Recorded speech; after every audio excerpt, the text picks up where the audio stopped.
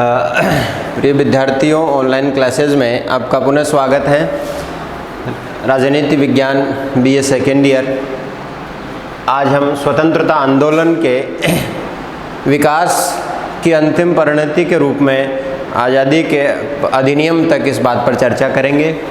भारत की स्वतंत्रता की ओर बढ़ते कदम, और अब जहाँ से हमने पिछले वीडियो में छोड़ा था कि मुस्लिम लीग जो है उस असंतुष्ट हुई और उसने जो है सीधी कार्रवाई की घोषणा करी और पूरे देश में सांप्रदायिक दंगे हुए और कलकत्ता, दिल्ली और यहाँ तक कि मद्रास जैसे प्रांतों में भी सांप्रदायिक उन्माद फैला। सिंध और कराची प्रांतों में भी ऐसा उन्माद फैला। और उसके बाद में जब 12 सदस्यों की अंतरिम सरकार का गठन 1946 में कैबिनेट मिशन प्लान के तहत, मंत्रिमंडल योजना के तहत जब कर लिया गया था और ये सरकार जो है सही तरीके से औपनिवेशिक शासन के अधीन रहते हुए कार्य करने लगी थी, तो अब मुस्लिम लीग को ये लगने लगा था कि जो है सरकार अगर सही कार्य कर लेगी तो जाहिर सी बात है कि ब्रिटिश प्रशासन सत्ता हस्तांतरण कांग्रेस को ही करेंगे। इसीलिए अब उसने शासन में रुकावट डालने के लिए अपनी एक रणनीति के तहत सरकार में शामिल होने की मंशा जाहिर की। और जब सरकार में शामिल होने की मंशा जाहिर की तो कांग्रेस का उच्च नेतृत्व तो पहले से ही उनको सत्ता में शामिल करने के लिए लालायित था। अतः जैसे ही जिन्ना ने शासन में, सरकार में शामिल होने की इच्छा प्रकट की तो कांग्रेस ने उस पर तुरंत सहमति दे दी और 26 अक्टूबर सन 1946 को 26 अक्टूबर 1946 को 5 सदस्य जो मुस्लिम लीग के थे उन्होंने शासन में शामिल हुए और शपथ ग्रहण किया। 5 सदस्यों का शपथ ग्रहण हुआ। लेकिन शपथ ग्रहण होने के तुरंत बाद से ही मुस्लिम लीग के इरादे स्पष्ट होने लगे थे और वह प्रशासन चलाने के उद्देश्य से इसमें शामिल होने के लिए नहीं आई थी, बल्कि सरकार के द्वारा किए जा रहे कार्यों में अड़ंगा लगाने के लिए, उनमें रुकावटें पैदा करने के लिए वह शासन में शामिल हुई थी। और ये बात उसके शपथ लेते ही स्पष्ट हो गई थी। वह कभी भी सामूहिक उत्तरदायित्व के अनुसार इन्होंने कार्य नहीं किया, जैसा कि संसदीय मंत्रिमंडल व्यवस्था में या संसदीय शासन प्रणाली में एक महत्वपूर्ण गुण होता है सामूहिक उत्तरदायित्व जिसे कहा जाता है। मुस्लिम लीग ने कभी भी सामूहिक उत्तरदायित्व का पालन नहीं किया और शासन में शामिल रहकर वह एक पृथक गुट के रूप में कार्य करती रही जब तक कि देश का विभाजन नहीं हुआ। इस प्रकार मुस्लिम लीग का असली चेहरा सामने आ चुका था और वह सांप्रदायिक आधार पर, धार्मिक आधार पर देश का विभाजन चाहती थी और वह सरकार में शामिल होकर के भी इसने स्पष्ट कर दिया था। तो ये एक बहुत बड़ी बात अब यहाँ पर स्थापित हो चुकी थी कि भारत जो था वो सांप्रदायिक आधार पर विभाजन की नींव यहाँ पर पड़ रही थी और पर्दे के पीछे ब्रिटिश नौकरशाही भी इसको उकसा रही थी और अंततः वे इसमें सफल भी हुए अपने मिशन में और भारत को 2 भागों में उन्होंने बांट भी दिया।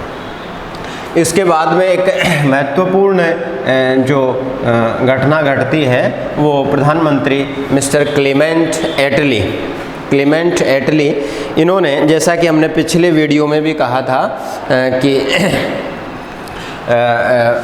45 में पुनः लेबर पार्टी की सरकार ब्रिटेन में बनती है और जो मुख्य रूप से साम्राज्यवाद में ज़्यादा आस्था नहीं रखती थी। और जहाँ तक मिस्टर एटली साहब का प्रश्न था वो भी व्यक्तिगत रूप से एक उदारवादी विचारक माने जाते थे।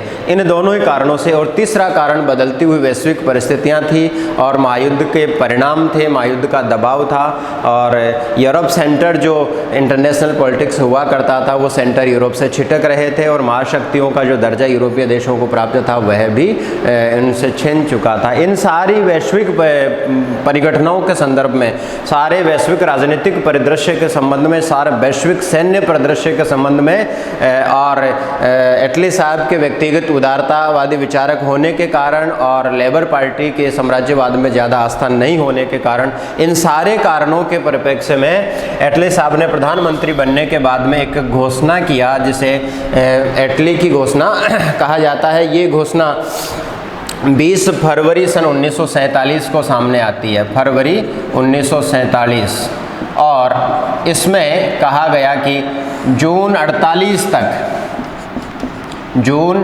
1948 तक भारतीयों को सत्ता हस्तांतरित कर दी जाएगी, भारतीयों को सत्ता हस्तांतरित कर दी जाएगी। यह घोषणा जो है एटली साहब ने संसद में कर दी सर। तो ये घोषणा बड़ा महत्वपूर्ण प्रभाव रखती है, क्योंकि एटली साहब ये जान चुके थे, या ब्रिटिश नौकरशाही भी ये जान चुकी थी कि मुस्लिम लीग के जो है रवैये के कारण भारतीयों के साथ सत्ता हस्तांतरण की किसी भी एक बड़ी रूपरेखा को अंजाम नहीं दिया जा सकता है, और इसी कारण से वो बार बार इस बात पर जोर दे रहे थे कि सत्ता हस्तांतरित की जाएगी, तो इसका निर्णय किस प्रकार से किया जाएगा, शासन स्वयं निर्णय करेगा कि सत्ता हस्तांतरित कैसे की जाए और किसको सत्ता हस्तांतरित की जाए, इसका निर्णय वे बाद में स्वयं करेंगे। तो मुस्लिम लीग ने और विशेषकर मिस्टर जिन्ना ने इस घोषणा को इस प्रकार से व्याख्यायित किया, अपने स्वार्थपूर्ण रवैये से व्याख्यायित किया कि ब्रिटिश शासन ने भारतीयों के विभाजन की मांग को स्वीकार कर लिया है, या मुस्लिम लीग के विभाजन की जो मांग है, देश के विभाजन की मांग जो मुस्लिम लीग ने रखी है, द्विराष्ट्र का सिद्धांत जो इन्होंने प्रोपेगेंडा इन्होंने जो शुरू किया है, वह अब ब्रिटिश साम्राज्यवाद ने भी स्वीकार कर लिया है, और प्रधानमंत्री की घोषणा का भी यही अर्थ है। ऐसा प्रचार करना जो है इन्होंने शुरू कर दिया था। इस प्रकार एटली साहब की घोषणा अब एक महत्वपूर्ण एक दस्तावेज बन चुकी थी भारत की आज़ादी के लिए, और उन्होंने संसद में एक स्ट्रॉन्ग जो है स्टेटमेंट के रूप में, एक वायदे के रूप में भारतीय नेताओं से एक वैधानिक वायदे के साथ में रूप में ये घोषणा किया था। अब इस घोषणा को अमली जामा पहनाने की जिम्मेदारी भारतीय अधिकारी, जो उस समय ब्रिटिश भारतीय अधिकारी थे, प्रशासक थे, जो गवर्नर थे, उन पर इस बात की जिम्मेदारी थी। और ऐसी कड़ी में लॉर्ड माउंटबेटन भारत के गवर्नर नियुक्त किए जाते हैं, लॉर्ड माउंटबेटन। और माउंटबेटन ने जो प्रस्ताव दिया वह प्रस्ताव ही माउंटबेटन योजना के नाम से जाना जाता है। माउंटबेटन योजना के नाम से ये प्रस्ताव जाना जाता है, इनके स्वयं के नाम से ही। और चूँकि मुस्लिम लीग का अड़ियल जो रवैया था और भारतीय आंदोलन की जो अब तक की परिस्थितियां थी, उन सब ने ये स्पष्ट कर दिया था कि तत्काल और प्रभावपूर्ण तरीके से और तुरंत और शीघ्र भारतीयों को सत्ता हस्तांतरित की जाए, इसकी ऐसी कोई योजना प्रस्तुत होनी चाहिए और उसे तुरंत अमल में लाना चाहिए। तो जैसे ही संसद में प्रधानमंत्री एटली ने भारतीयों को सत्ता हस्तांतरण करने का वायदा किया, जो घोषणा किया, स्टेटमेंट दिया, उसको क्रियान्वित करने के लिए लॉर्ड माउंटबेटन को बहुत बड़ी शक्तियों से विभूषित करके भारत का गवर्नर जनरल नियुक्त किया गया। गवर्नर जनरल माउंटबेटन के तमाम प्रयासों के बावजूद वो लीग को नहीं मना सके और संयुक्त भारत को सत्ता हस्तांतरण करने की नीति पर कार्य नहीं कर सके। उन्हें संयुक्त भारत को सत्ता हस्तांतरण करने की नीति पर अपना विचार रोक देना पड़ा, और उसके बाद में उन्होंने जो योजना प्रस्तुत की, उस योजना का निष्कर्ष जो है वो ये था कि 1947 तक भारतीयों को सत्ता हस्तांतरित की जानी है, और ये जो सत्ता हस्तांतरण है वो द्विराष्ट्र सिद्धांत के आधार पर होगा, जिसमें हिंदुस्तान और पाकिस्तान दो राष्ट्र यहाँ पर अस्तित्व में आएंगे। हिंदुस्तान और पाकिस्तान, द्विराष्ट्र का सिद्धांत इस योजना में स्वीकार कर लिया गया। और माउंटबेटन योजना के अनुसार जिन्ना की योजना सफल हुई, और जो ब्रिटिश नौकरशाही भी भारतीयों का जो धर्म के आधार पर इन्होंने विभाजन शुरू किया था, जिसका पहला प्रमाण 1909 के अधिनियम में दिखाई दिया था। 1909 के अधिनियम में इन्होंने सांप्रदायिक निर्वाचन प्रणाली का प्रारंभ किया था, सांप्रदायिक निर्वाचन प्रणाली का प्रारंभ किया था। और ये ब्रिटिशियंस द्वारा भारत में डाली गई संप्रदायवाद की एक पुख्ता कानूनी नींव कही जा सकती है।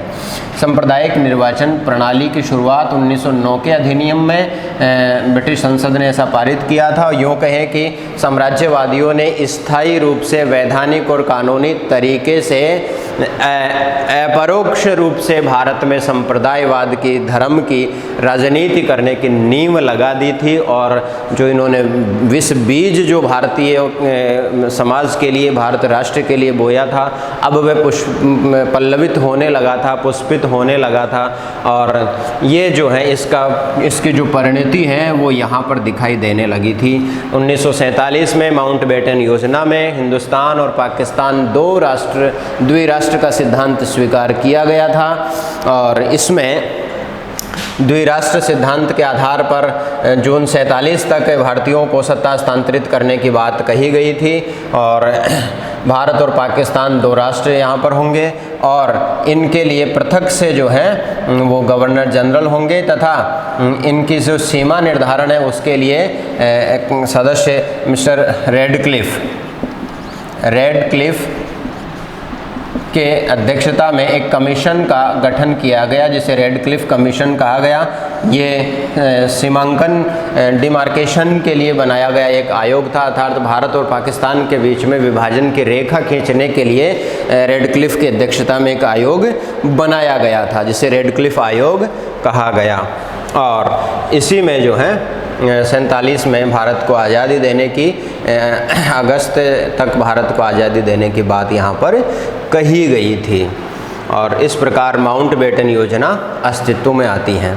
माउंटबेटन योजना जब अस्तित्व में आई तो यहाँ पर एक बहुत बड़ा प्रश्न ये था, जैसा कि इतिहास के लेखकों ने लिखा है, राजनीति के लेखकों ने लिखा है और राष्ट्रवादी आंदोलन के जानकारों ने भी लिखा है कि माउंटबेटन ने जिन्ना को खुश किया, माउंटबेटन ने नेहरू को भी मना लिया और माउंटबेटन ने गांधी को भी मना लिया।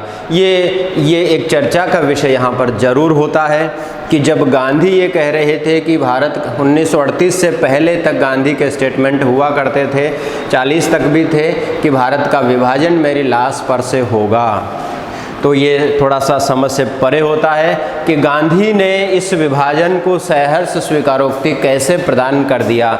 ये इतिहास में चर्चा का विषय है, राजनीतिक क्षेत्र में भी चर्चा का विषय है और राष्ट्रवादी आंदोलन के जानकारों के लिए भी चर्चा का विषय है। जैसा कि विभिन्न लेखकों ने लिखा है कि माउंटबेटन साहब ने जिन्ना साहब को भी इस योजना के लिए मना लिया, जैसा कि जिन्ना तो तैयार ही थे कि धर्म के आधार पर दो राष्ट्र बनाए जाएं, एक पाकिस्तान बने, एक हिंदुस्तान बने और पाकिस्तान मुसलमानों का देश बने और हिंदुस्तान हिंदुओं का देश बने। यानी कि जो पुख्ता नींव इन्होंने संप्रदायवाद की डाली थी वो अब वृक्ष बन चुकी थी, पुष्पित और पल्लवित होने लगी थी और उसका परिणाम यहाँ पर दिखाई दे रहा था। तो जिन्ना द्वारा इस योजना को स्वीकार करना कहीं से भी अतिशयोक्तिपूर्ण नहीं लगता है, लेकिन नेहरू ने किस रूप में स्वीकार किया। और जो गांधी ये कहा करते थे कि भारत का विभाजन मेरी लाश पर से होगा, ऐसा कहने वाले उस समय के तत्कालीन सर्वोच्च नेता, सर्वोच्च बड़े कांग्रेसी या यूँ कहें कि जिनको महात्मा की पदवी से विभूषित किया गया, उन्होंने किस कारण से इस विभाजन को स्वीकार किया, ये हमारी साधारण समझ से परे हैं और ये बड़ा चर्चा का विषय। बहरहाल ये चर्चा की विषय है और विचार का विषय है, तर्क का विषय है और बहुत इसमें जानने की भी आवश्यकता है। ऐसी योजना माउंटबेटन साहब की प्रस्तुत हुई और रेडक्लिफ साहब जो है उसको डिमार्केशन के लिए, अवार्ड करने के लिए उसको बनाया गया और इन्होंने विभाजन की सीमांकन की रेखाएँ बनाई, जिसे रेडक्लिफ आयोग के नाम से जाना गया। अब ये भी स्पष्टतः डिमार्केट नहीं हुआ था और कई सारे बिंदुओं पर विवाद बना हुआ था जो आज भी बना हुआ है। और इस विभाजन की स्वीकारोक्ति का जो विश्व वृक्ष था, ऐसा नहीं है कि विभाजन के साथ ये समाप्त हो गया और उसमें कटु फल आने भी प्रारंभ हो गए, जिसको आज की पीढ़ी भी भुगत रही है। आज के जो विवाद है, आतंकवादी घटनाएं हैं, पाकिस्तान के साथ जो मनमुटाव है, ये सारी चीज़ें जो है यहाँ से ही प्रारंभ हो रही है। तो बहरहाल ये चर्चा का विषय है, तर्क का विषय है। हम इस पर आगे बढ़ते हैं। माउंटबेटन योजना आने के बाद में अब बड़ा प्रश्न ये था कि बड़े तत्कालीन कांग्रेसी नेताओं ने स्वीकार कर लिया, ये यूँ कहें कि राष्ट्रवादी आंदोलन के प्रमुख जो नेतागण थे उन्होंने इसको स्वीकार कर लिया, तो जाहिर सी बात है कि माउंटबेटन साहब अपनी योजना में सफल हुए और भारतीय नेतृत्व को अपनी मांग मनवाने में सफल हुए। क्यों हुए, कैसे हुए, हम बार बार कह रहे हैं कि ये चर्चा का विषय है, विवाद का विषय है। अब जो योजना यहाँ पर स्वीकार हुई, उस योजना को कानूनी रूप से अमल में लाने का जिम्मा जो है वो बड़ा महत्वपूर्ण था, और इसके कारण से ही इस योजना को अस्तित्व में लाने के लिए भारतीय स्वतंत्रता अधिनियम 1947 पारित किया गया। Indian independency act 1947 British parliament के द्वारा, ब्रिटिश संसद के द्वारा, चूँकि उस जमाने में ब्रिटिश पार्लियामेंट ही भारत के लिए एक सक्षम विधायिका हुआ करती थी, कॉम्पिटेंट लेजिस्लेटिव हुआ करती थी, और उसके द्वारा पारित अधिनियमों से ही भारत प्रशासित होता था। और ये जो अधिनियम था वो 4 जुलाई 1947 को संसद में प्रस्तावित हुआ और 18 जुलाई 1947 को पारित हुआ।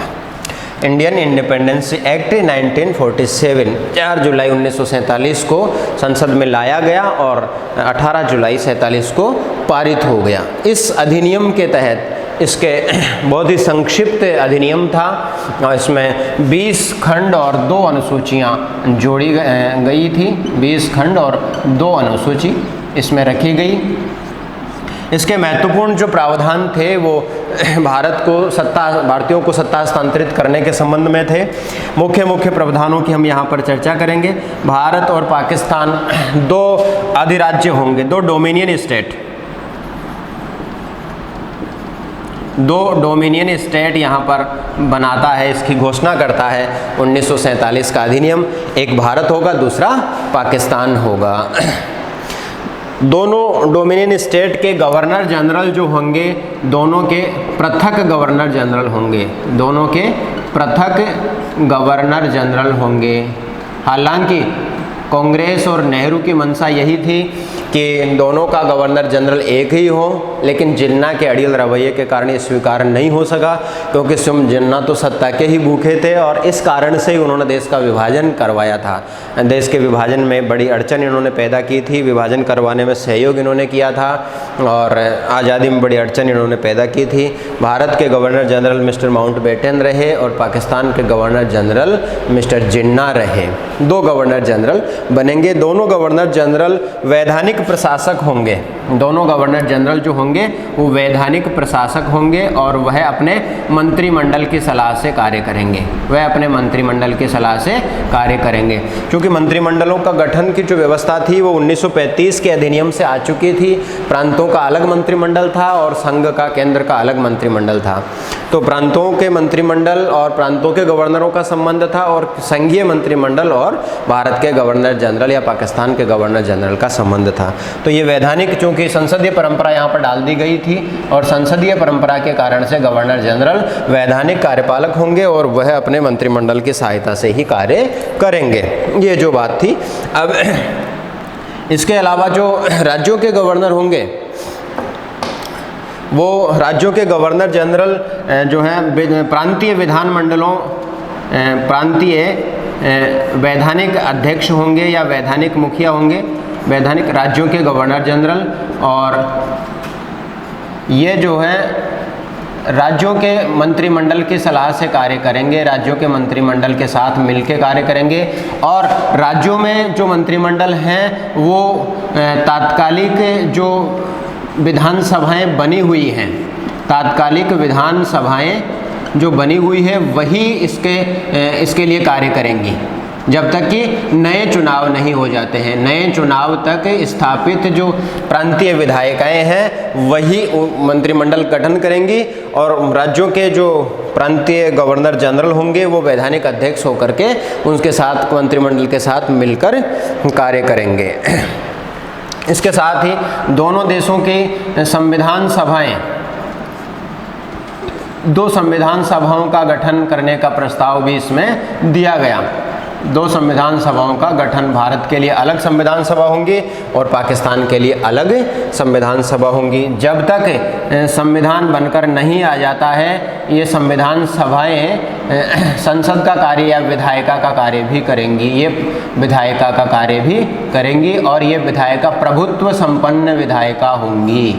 ये विधायिका प्रभुत्व संपन्न विधायिका होंगी, अर्थात जो संविधान सभा है नए चुनावों तक प्रभुत्व संपन्न विधायिका के रूप में कार्य करेंगी। 1935 के अधिनियम को कुछ परिवर्तनों के साथ, 1935 का जो भारत शासन अधिनियम था उसको कुछ परिवर्तनों के साथ, आवश्यक परिवर्तनों के साथ जो है शासन का मुख्य आधार माना गया। परिवर्तन के साथ शासन का मुख्य आधार इसको माना गया। 1935 के अधिनियम को शासन का मुख्य आधार, जो आवश्यक परिवर्तन जो होंगे वो इसमें कर लिए जाएंगे। इसके अलावा जो नागरिक सेवाएं उस समय थी, जो सिविल जो सर्वेंट थे या जो सिविल सर्विसेज उस समय मौजूद थी, उनको स्वतंत्रता प्रदान कर दी गई। उनको स्वतंत्रता प्रदान कर दी गई, चाहे तो वे अपने सेवा में रहें, चाहे तो अपने सेवा में नहीं रहें, चाहे तो वो भारत के साथ सेवाएं जारी रखें, चाहे तो वो पाकिस्तान के साथ सेवाएं जारी रखें। सेवा में नहीं रहें तो सेवाओं से पृथक होने पर उचित मुआवजे की व्यवस्था उनके लिए कर दी गई। और उन सेवाओं के लिए जब तक कि संसद आगे नियम नहीं बना देती है तब तक वो उनकी सेवा शर्तें पूर्व नियमों के अधीन होंगी, अर्थात जिन सेवा शर्तों के अधीन वो नियुक्ति ब्रिटिश शासन के अधीन किए गए थे वही जारी रहेंगी, यदि वे स्वेच्छा या पद त्याग नहीं करते हैं या फिर वहाँ की सक्षम विधायिकाएं जो संविधान सभाएं बना दी गई थी अधिनियम के तहत, वो उनके बारे में कोई नए कानून नियम नहीं बना देती है, तब तक ऐसी व्यवस्था जारी रहेंगी। इसके साथ ही और कई सारे प्रावधान यहाँ पर हैं, जैसे देसी रियासतों को भी स्वतंत्रता प्रदान कर दी गई। देसी रियासतों को यह आज़ादी दे दी गई कि चाहे तो वे भारत के साथ विलय करें, भारत में संघ में शामिल हों, चाहे तो वे पाकिस्तान के साथ विलय करें, पाकिस्तान में शामिल हों, चाहे तो वे स्वतंत्र रहें।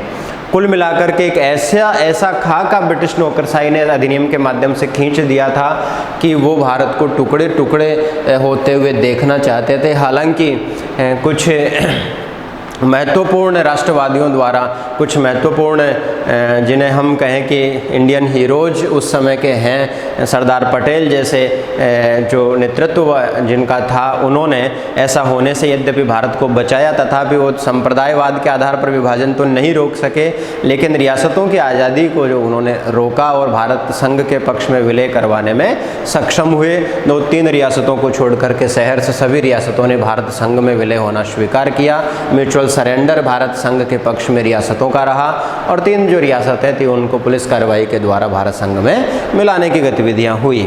तो ये इनके संबंध में जो घटनाएं थी। और एक और महत्वपूर्ण घोषणा यहाँ पर यह की गई थी कि संसदीय शासन प्रणाली, जैसा कि पूर्व में भी हमने कहा, संसदीय शासन प्रणाली के आधार पर इस संपूर्ण ढांचे को बनाने की बात जो है 1947 के अधिनियम में की गई।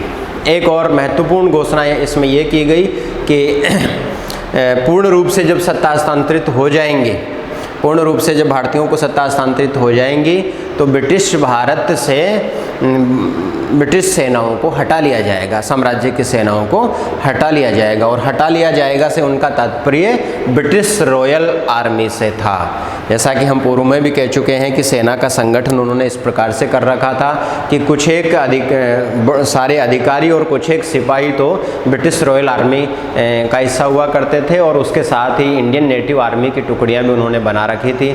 जब बाहर युद्ध के लिए भेजते थे तो भारतीयों को भेजते थे, जब मरते थे भारतीय मरते थे, वो कभी उस पर विश्वास नहीं कर पाए और इस प्रकार से संगठन कर रखा था कि भारतीय जो सिपाही हुआ करते थे, अधिकारी तो भारतीयों को सेना में वो बनाते ही नहीं थे, जो सिपाही बनाते थे उन सिपाहियों को भी इस प्रकार से वो इस प्रकार से डिप्लॉयड करते थे या इस प्रकार से उनका कॉन्फ़िगरेशन उन्होंने कर रखा था कि जो है एक कभी भी एक पूरी नेटिव आर्मी की कोई ब्रिगेड नहीं होती थी, वो अंग्रेज़ सिपाहियों के साथ मिला के ही जो है वो एक पूरी ब्रिगेड बनाते थे।